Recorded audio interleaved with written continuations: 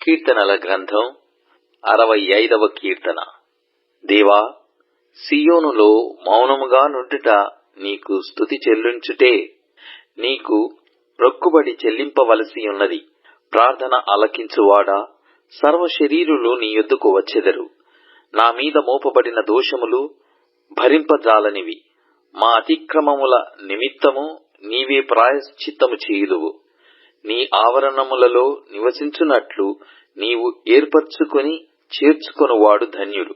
నీ పరిశుద్ధాలయము చేత, నీ మందిరములోని మేలు చేత మేము తృప్తి పొందెదము.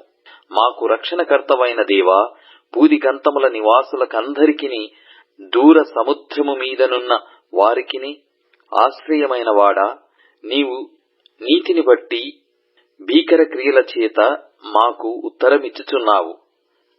బలమునే నడికట్టుగా కట్టుకొనిన వాడై, తన శక్తి చేత పర్వతములను స్థిరపరచువాడు ఆయనే. ఆయనే సముద్రముల ఘోషను, వాటి తరంగముల ఘోషను అణచువాడు. జనముల అల్లరిని చల్లార్చువాడు. నీ సూచక క్రియలను చూచి దిగంత నివాసులను భయపడుదురు. ఉదయ సాయంత్రముల ఉత్పత్తులను నీవు సంతోషభరితములుగా చేయుచున్నావు. నీవు భూమిని దర్శించి దాని తడుపుచున్నావు. దానికి మహాదైశ్వర్యము కలగజేయుచున్నావు. దేవుని నది నీళ్లతో నిండి ఉన్నది. నీవు భూమిని అట్లు సిద్ధపరిచిన తరువాత వారికి ధాన్యము దయచేయుచున్నావు. దాని దక్కులను విస్తారమైన నీళ్లతో తడిపి దాని గనిమలను చదును చేయుచున్నావు. వానజల్లుల చేత దానిని పదను చేయుచున్నావు.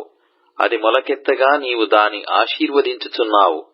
సంవత్సరమును నీ దయా కిరీటము ధరింపజేసి ఉన్నావు. నీ జాడలు సారము వెదజల్లుచున్నవి. అడవి బీడులు సారము చిలకరించుచున్నవి. కొండలు ఆనందమును నడికట్టుగా ధరించుకుని ఉన్నవి. పచ్చిక పట్లు మందలను వస్త్రముల వలె ధరించియున్నవి. లోయలు సస్యములతో కప్పబడి ఉన్నవి. అన్నియు సంతోష ధ్వని చేయుచున్నవి. అన్నియు గానము చేయుచున్నవి.